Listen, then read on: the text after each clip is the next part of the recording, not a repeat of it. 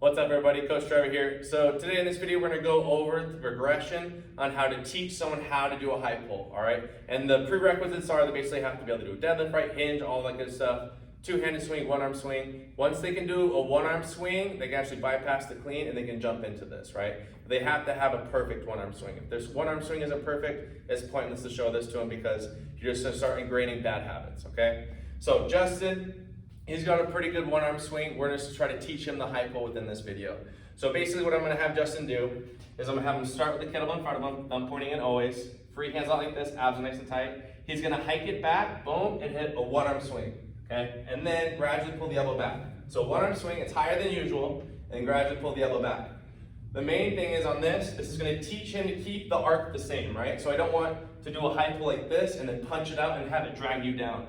Okay, it's important to incorporate the one-arm swing with the high pull because as people are learning it, they have a tendency of pulling it back, they'll punch it out, and then the arc is different. The goal is on your swings, the arc in every rep should be the same, right? So what the swing arc and the swing high pull should always be the same.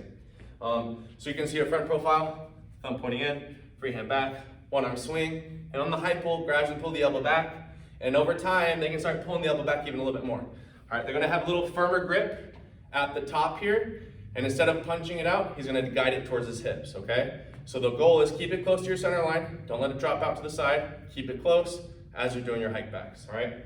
So Justin's gonna take over. The good thing is, he already has his shoes off so he can feel the floor, okay? So he's gonna start in his hinge, he's gonna grab the kettlebell, thumbs pointing in, he's gonna hike it back, he's gonna hit a one-arm swing, right? And then pop those hips, good. Hike it back, pop, good. He's gradually pulling the elbow back off at an angle. Nice, solid. And if you can, keep it close to the center line, so don't pull it off to the side too much. Good, just like that, awesome. He's popping his hips, his hinge is staying the same. And over time, start pulling that elbow back a little bit more. Good, keep going. He's got a good hinge. Good, pop those hips, abs on tight, solid. Pull the elbow back a little bit more. Good, just like that, beautiful, right? And his hand is by his forehead. The kettlebell is getting by the forehead, if not higher, okay? That's gonna teach you, good, and then, good, go back to that one-arm swing too, good. So one-arm swing, high pull, there you go. And if you feel like, set that bad boy down, cool, solid. And if you feel like the arc starts to change, you start seeing different mechanical changes, always go back to the one-arm swing because that's gonna ingrain everything, all the basic movements behind it, okay? A few other things that we forgot to hit on the one-arm swing is obviously the head coming forward on it, so keep that chin tucked. He did a really good job at keeping it in towards the center line. At the beginning, he's off to the side, but then he started adjusting it accordingly, and then he started hitting solid high pulls, and making sure the elbow's coming all the way back, and then punching it, not necessarily forward, but at the hips as he's hinging back, all right?